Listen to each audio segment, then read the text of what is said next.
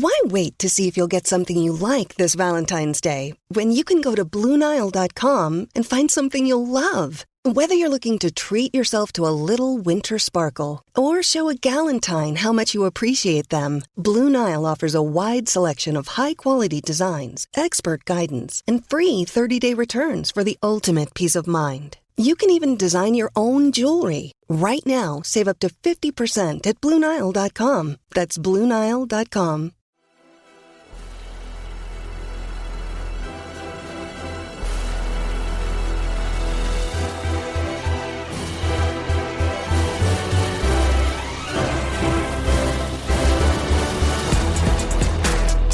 Soccer fans, welcome to episode 14 of the Stars and Stripes FC podcast.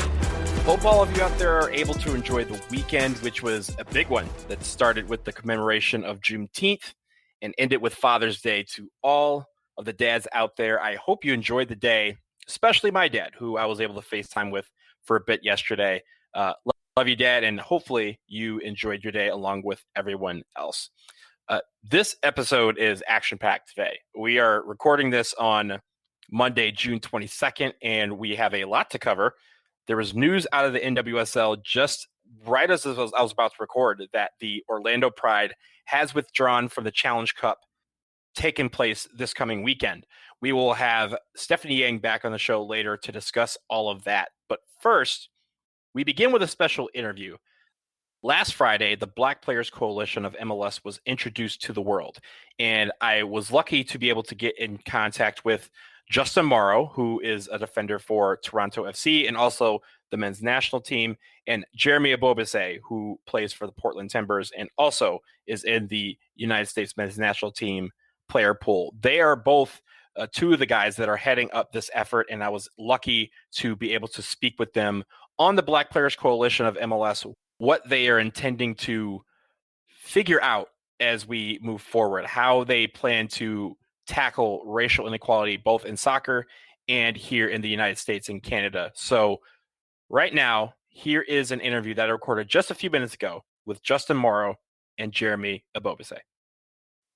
I'm honored to be joined by two of the board members of the newly formed Black Players Coalition of Major League Soccer. First, we have Justin Morrow, defender for Toronto FC and also for the U.S. men's national team. Justin is currently serving as the new executive director of the coalition. Justin, thank you for joining us. It's great to have you on the podcast. Yep, thank you. Happy to be here.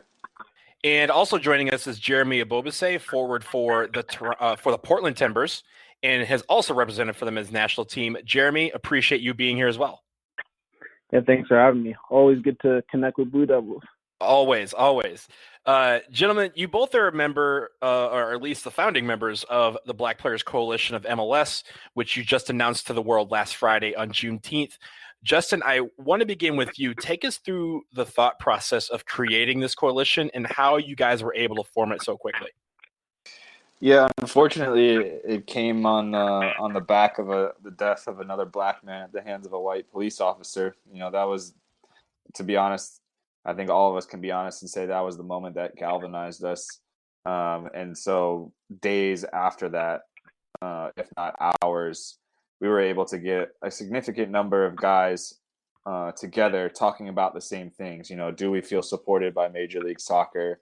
Are we happy with the way our representation is throughout the league and executive positions and in coaching positions? What more can we do than just put out statements, wear shirts that have writing on them after we score goals? You know, what more can we do than that? And kind of this is what we came up with, an organization that was going to be able to be impactful, not only as joining together in a unity sense, but also impactful in that we were going to create change through action and initiatives, which is actually going to change our world and Major League Soccer. And Jeremy, back on June 1st, you penned an incredible essay in the beginning of this racial injustice movement, and you gave us a glimpse into kind of what you were feeling about the murder of George Floyd, all the emotions that channeled for everybody. How did you get looped into these conversations with Justin, and how were you able to channel that energy and pain that you were feeling into building for this? Yeah, I mean, in the past, I had I had gone through these moments alone. I had grown up in a community that, although very welcoming, did not understand the plight of Black Americans and what it meant to a Black kid to see another one murdered in the streets, followed by the vilification of his character.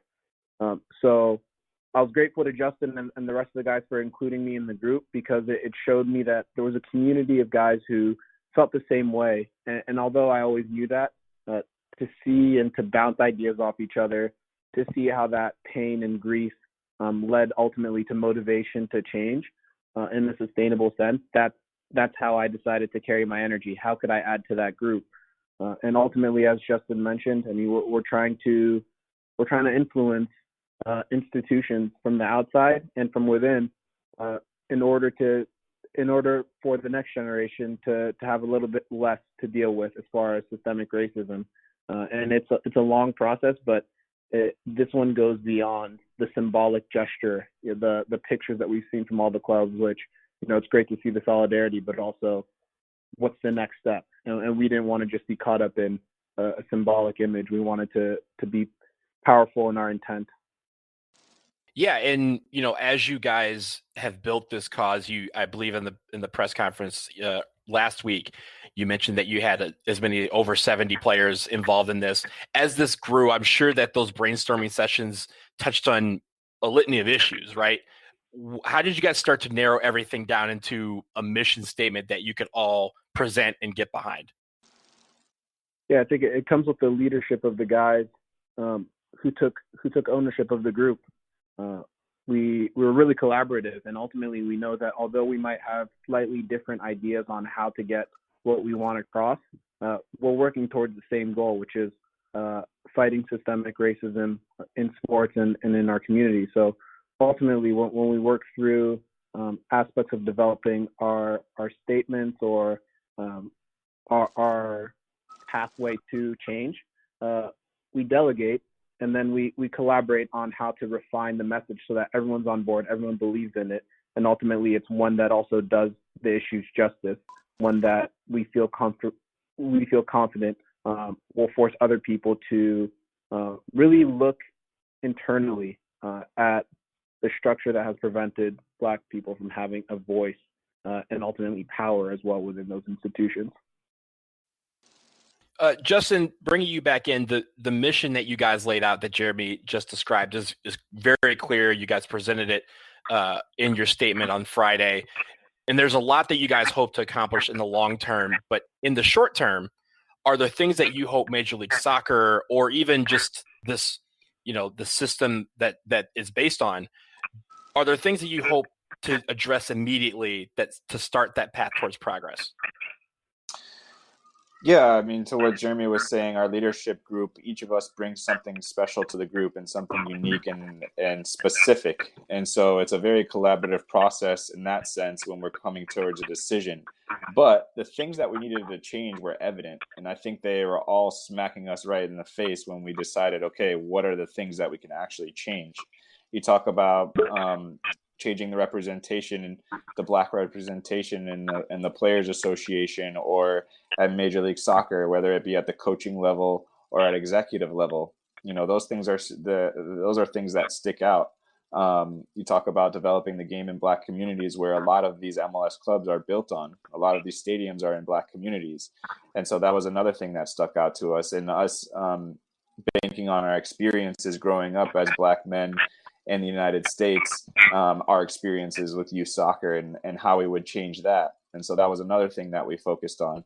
And then as Jeremy's brought to the group, focusing on education outside of the game and giving kids in Black communities the opportunities to be successful, whether that's in the game or not in the game. And so we're very much focused in helping change in Major League Soccer, but also outside of soccer as well, and really furthering the Black cause and fighting this race on inequality. You guys are both members of the men's national team. This is a Stars and Stripes focus on the men's national team. You have a lot of players in this coalition that are also part of that team. And there's also the players that play overseas. Have you guys been speaking with those guys in the player pool who aren't in MLS, or are you collaborating with them in some other way related to this? I think we all collaborate with the people that we have personal relationships with, that we've played with in the past, or that we're close with. For me, Zach Steffen, I was in a camp with him not too long ago, and playing against him in Columbus for a number of years. We have a relationship where right after George Floyd's death, he was involved in the conversations. And so that was part of the collaboration, about what he's doing over there, how we can help him with that and further his goals as well. Yeah, I'm going to piggyback off that, Justin. Similar to you in saying that we speak to the people that we play with and against the most. I've had conversations with Tyler Adams and Eric Palmer-Brown, who are overseas, ex-MLS players as well. And, they feel a little bit isolated and want to know what's going on, on the ground level in the country because, we've seen this too much.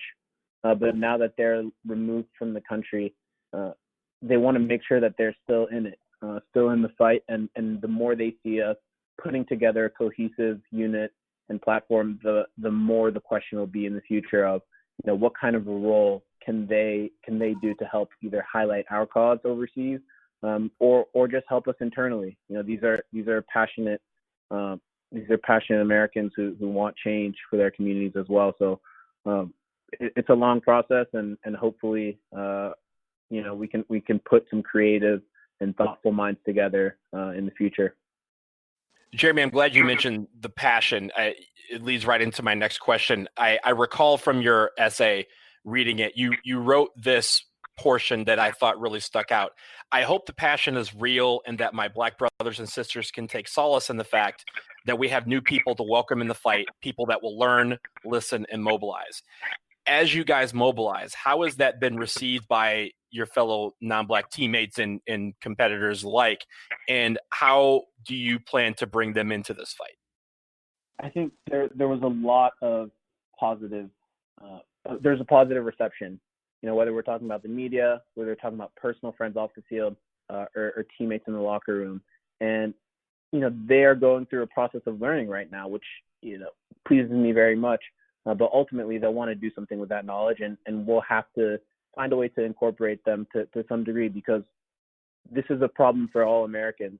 But we, as Black Americans, have this common uniter, unfortunately, that brings us together, in which we need to share this grief. But again, the more heads we have listening to how we move forward, the more we'll have an ability to impact different demographics moving forward as well. So I'm looking forward to hearing from my teammates on a personal level where they are in their journey, and unlearning our history and how they want to move forward, because, as I said, we're creative, and we'll find a way to do everything we need to.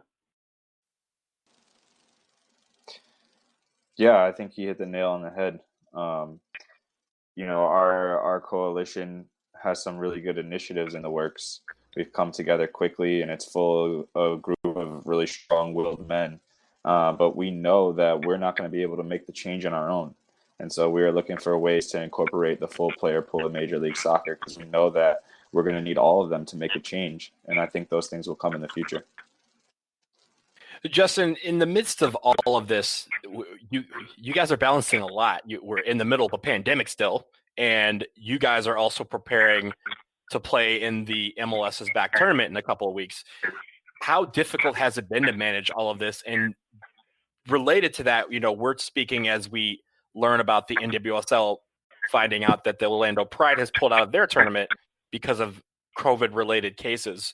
Do you have any concerns about playing, or do you even have concerns about your message here being lost by playing in this tournament?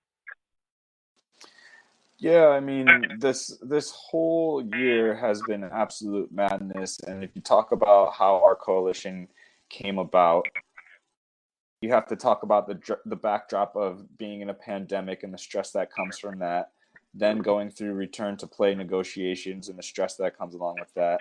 And then you add on the death of George Floyd. And so really it felt like our worlds were crumbling. And for me, it's been a way more stressful year than any normal year where I'm playing a regular season schedule. Having this coalition has been able has helped me to be able to take a step back and refocus that anger and pain into something that's going to be positive. And that has been so beneficial for me, and I'm sure it has for my peers as well. And so we're really looking forward to making a change. And I would say, as far as coming back to playing, that's not going to stop anything that we're doing. You know, it's not going to hinder us. It's not going to mute our message at all. Yeah, I would agree. We obviously it's been a challenging year.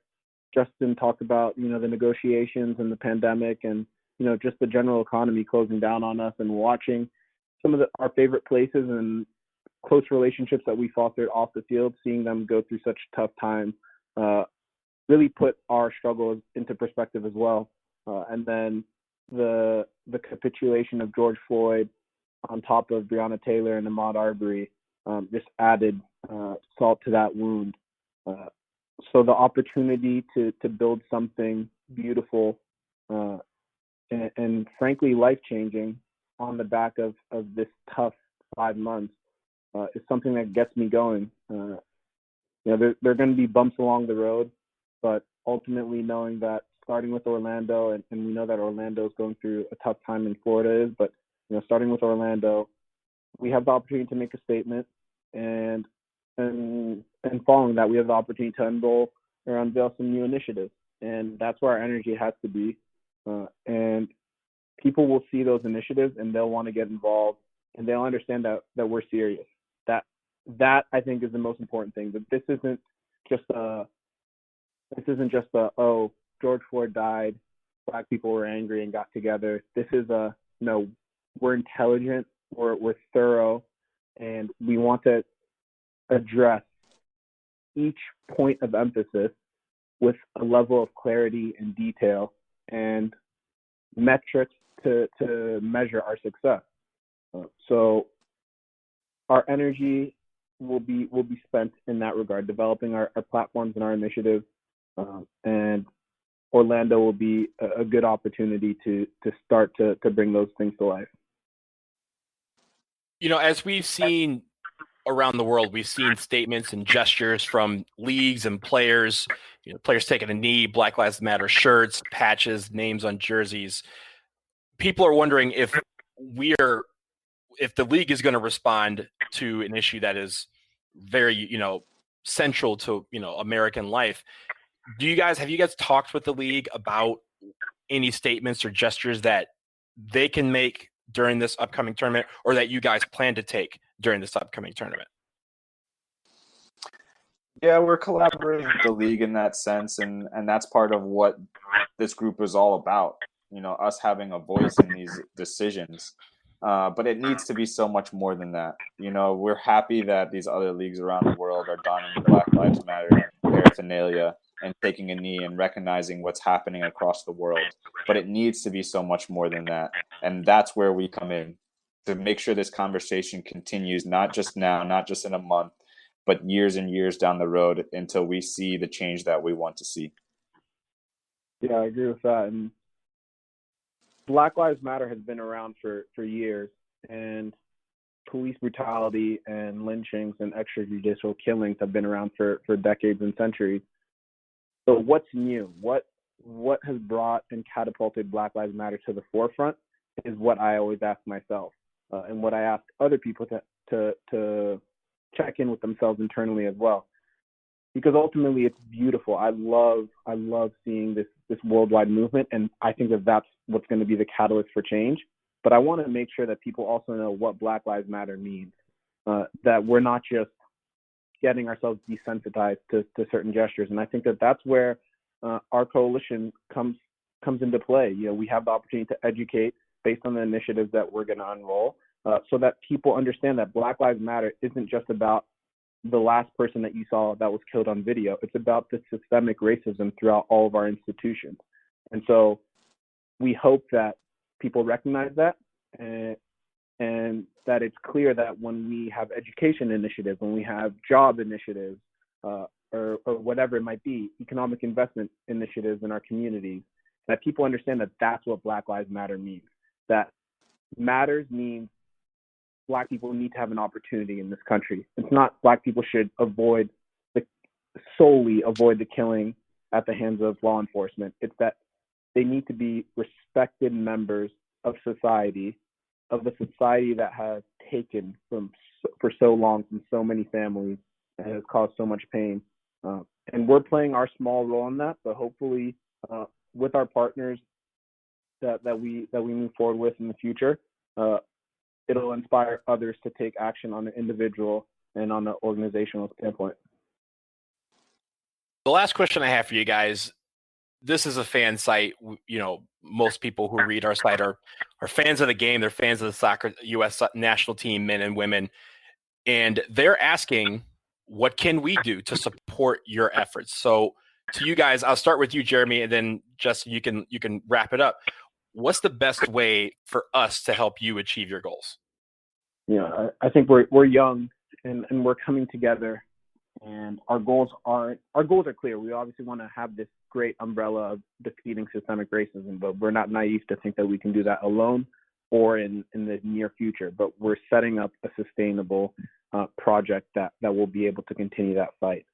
I think the best way on an individual level is to continue to go through this awakening, so that when we are unveiling initiatives, you are supportive of those initiatives in whichever way you can, whether it's financial or whether it's actually showing up and volunteering if that's what a given initiative calls for.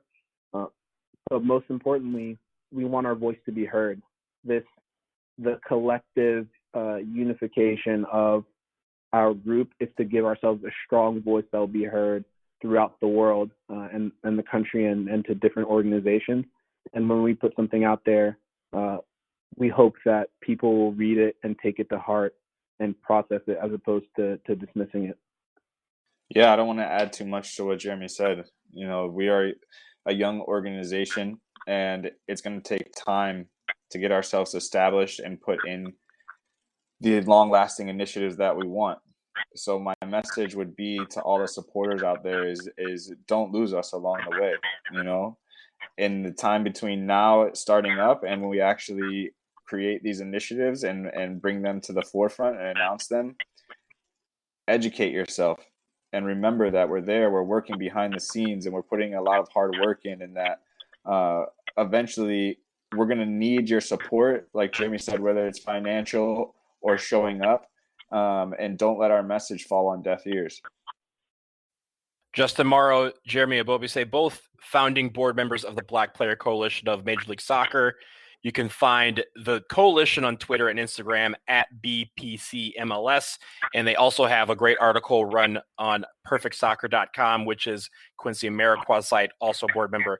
Guys, I can't thank you enough for being on the podcast. We're looking forward to seeing this coalition grow, and let us know anything that we can do going forward. Also, we hopefully will see you back on the soccer field in a safe manner very soon. But I appreciate the two of you, and keep up the excellent work. Thank you. Thank you. Thank you for your time.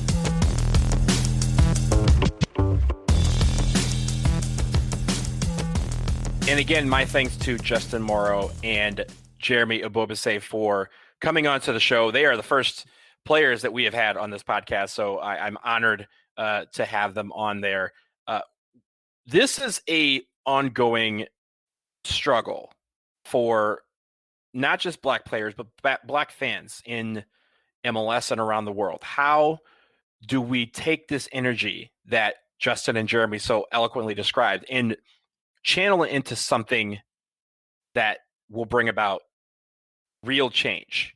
And how do people help? And I was glad that they were able to come on and explain what they are hoping to accomplish. And really, the one thing that I thought they touched on well is how we can be a part of it. All of us out there, we all have to be a part of the solution, because it's not going to occur overnight, and it's not just going to be their problem or my problem. It's going to be everyone's problem. We all have to be able to adjust and really take flight in this new normal that we live in. We have to make it the best normal we possibly can be. And that starts by lifting up all ships and making sure that everyone has the equality that we all deserve, that's in our Constitution. And I'm glad that these players are uniting that they're standing up for themselves, and that they have come ready to put in the work necessary to get that change done. I believe in them. I'm ready to work with them in my capacity, using my platform. It is something that everyone should take note of. So I'm really glad that Justin and Jeremy were able to join me. I'm glad that they are heading up this effort. We could not ask for two better guys to be involved in this, and all of the players that are in this coalition. We don't stand behind you. We stand with you. We stand right next alongside of you, because this should not be your fight alone. And I know I'm willing and ready to work with you guys to achieve the change that we all seek in this world and in this game we call soccer, to make it the beautiful game that we describe it as. So as we continue on, we will take a quick break. We will be back with Stephanie Yang and everything that has just happened in the NWSL. Stick around. You do not want to miss this.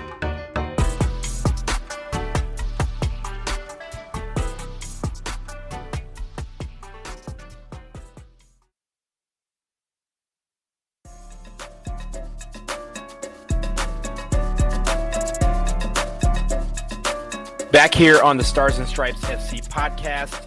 The NWSL was just rocked by news just a bit ago that the Orlando Pride have withdrawn from the Challenge Cup, which is supposed to start on Saturday in Utah. At least 10 players and staff have contracted the coronavirus. I'm joined by my co-manager, Stars and Stripes FC, Stephanie Yang. Stephanie is also the manager of All 411, the SB Nation blog that focuses on women's soccer both here and abroad. Stephanie, hi, how are you? I've literally just been shaking my head and going, for like 10 minutes now. I just can't handle, I can't process this news. Yeah, look, our friend at The Athletic, Meg Linehan, usually, all day she has been fielding questions about when the rosters were supposed to come out, because they were supposed to be coming out today. Now we have to send her and you and me some bourbon and some more coffee, because now we're talking about players contracting the coronavirus in a bar in Orlando, of all places. That could have been the catalyst. So to begin the process of trying to grasp all this, what does this mean for the Challenge Cup, which is supposed to start in just a few days? I think logistically, in a best case scenario, it may not mean anything at all, because the side benefit of the Challenge Cup being kind of small and initially being run with 9 teams is that, first of all, each team was only playing 4 games.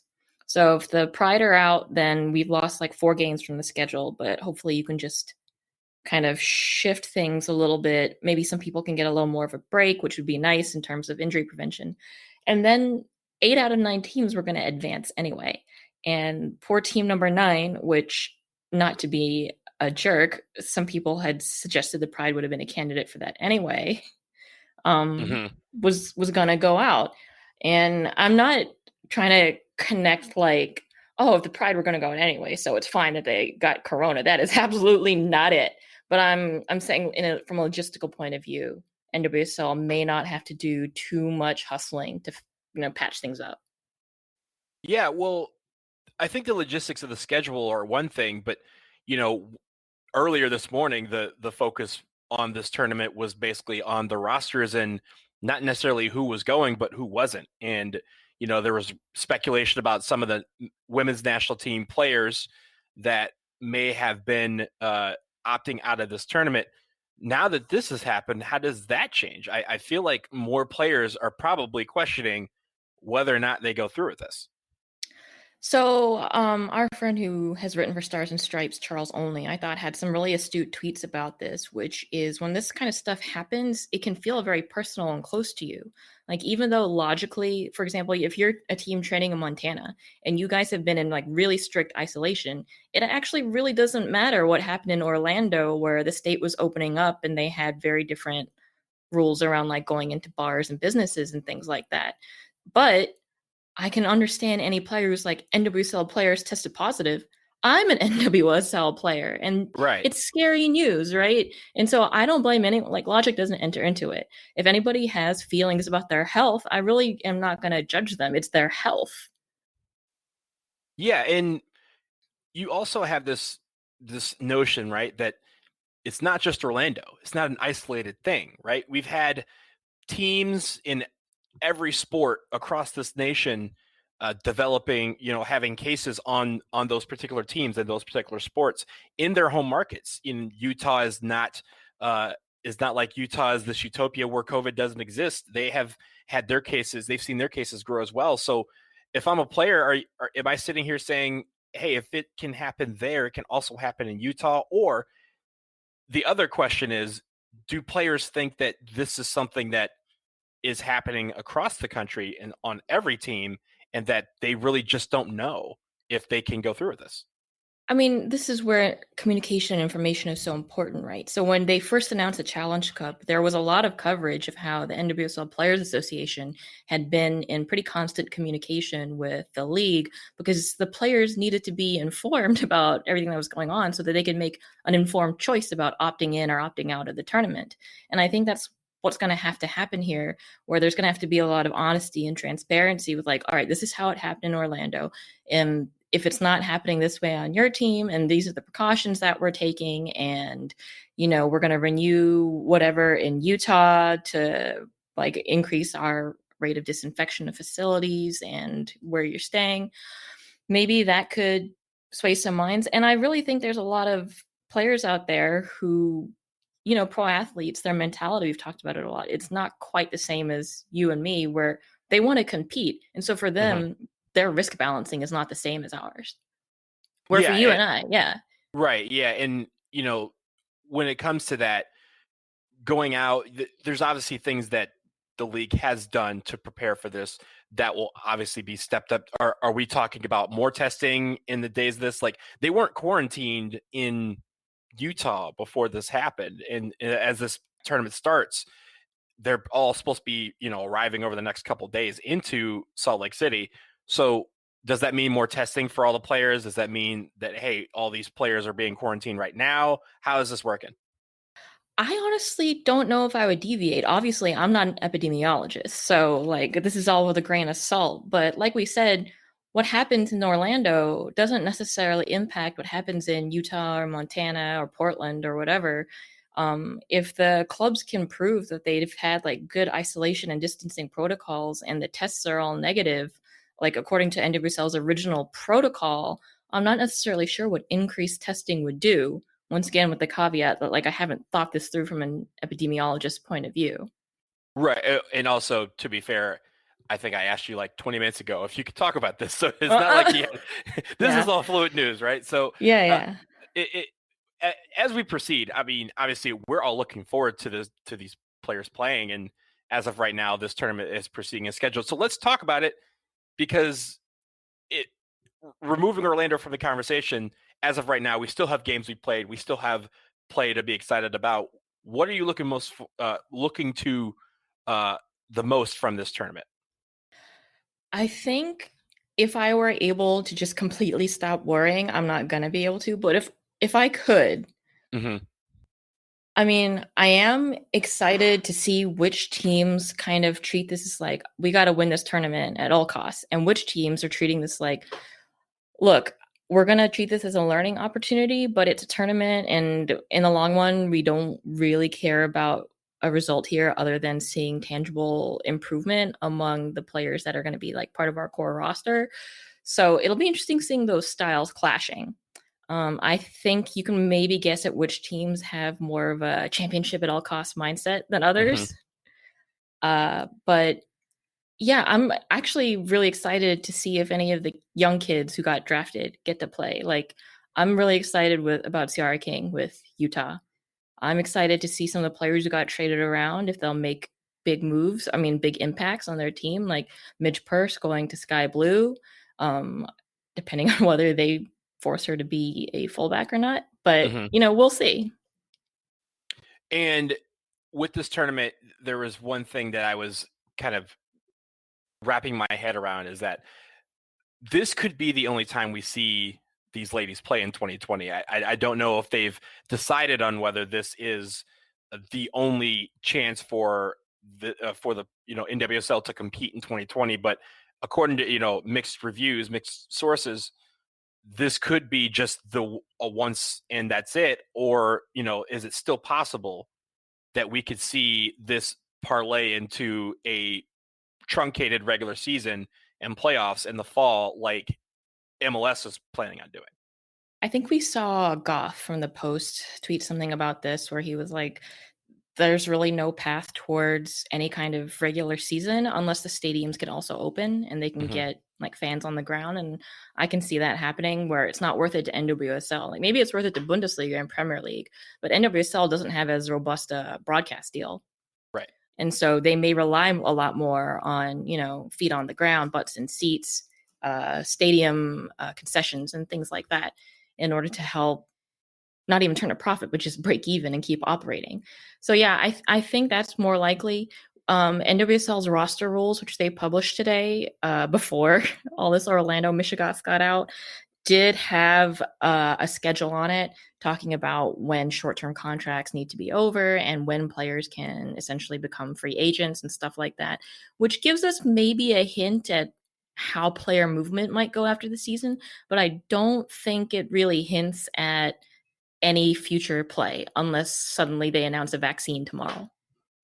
Right. And I mean, as we progress, there's some of these stadiums are, at least some of these states are allowing stadiums to be open at 25%, 50%. It's obviously not every market in NWSL. For example, I live in DC, and, bars and restaurants are just opening on the inside today, much less stadiums coming back anytime soon. Whereas in, Arizona, you can have as many people as you want and everything. And part of the reason why MLS is in Orlando is because they were allowed to have, they had stuff open at an earlier date. So is there a chance maybe that if things progress and more stadiums are able to open back up, or they get some sort of, waiver or something like that to exemption to open, do you think NWSL could do it? Or is this something where it's the money lost from not having fans in the stands is just too much to overcome?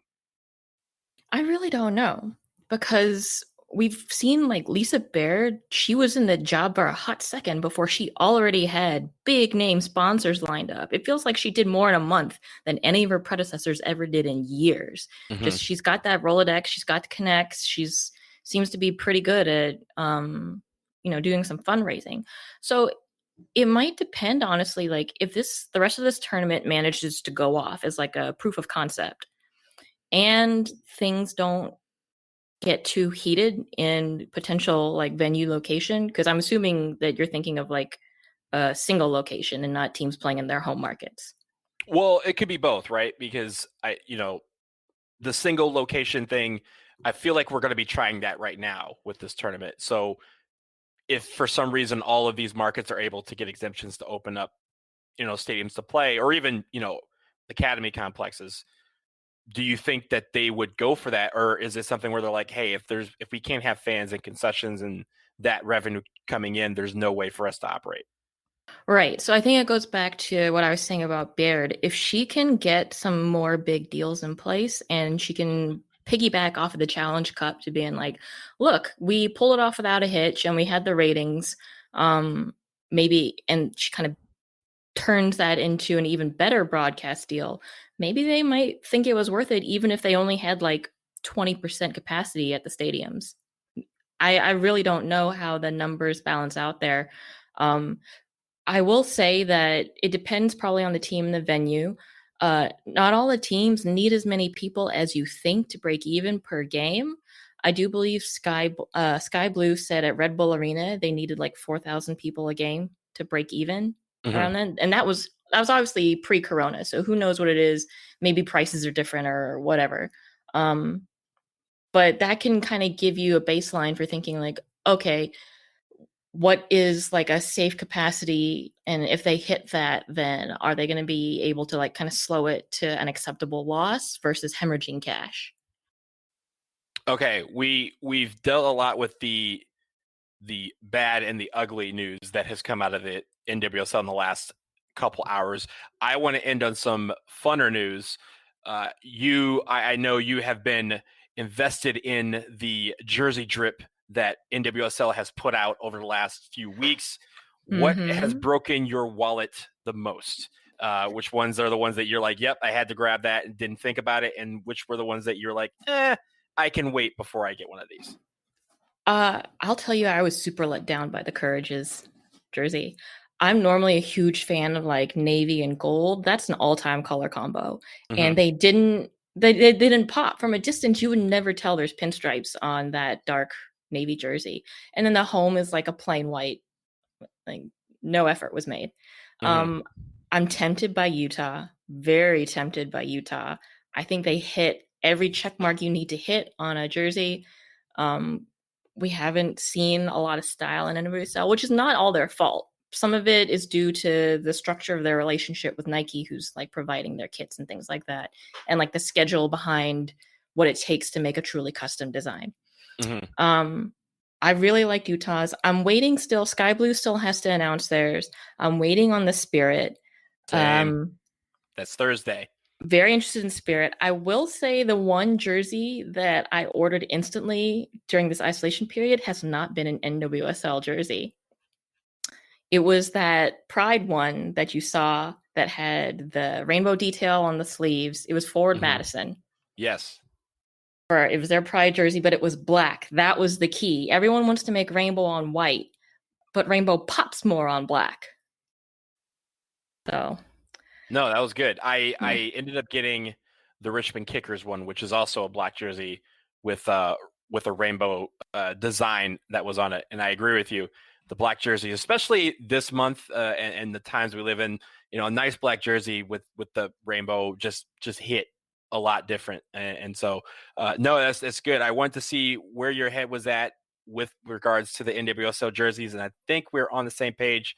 Looking forward to Sky Blue on Thursday, but the Spirit is the one I'm literally waiting.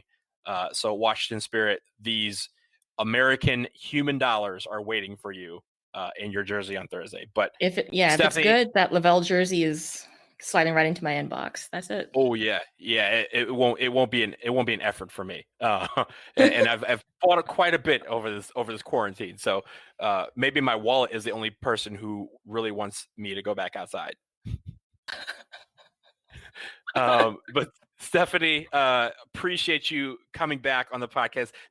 We started this together, and you're always welcome back. This is your house, so feel free to drop back anytime. It was nice talking to you again, Donald. Yeah, of course. And for those of you out there, this is episode 14 of the Stars and Stripes FC podcast. Thank you to Stephanie Yang once again for joining me. Thank you to Justin Morrow and Jeremy Ebobisse for their thoughts on the Black Players Coalition of MLS. We will be back next week or maybe later on this week if we find out anything more about the NWSL. But until then, take care.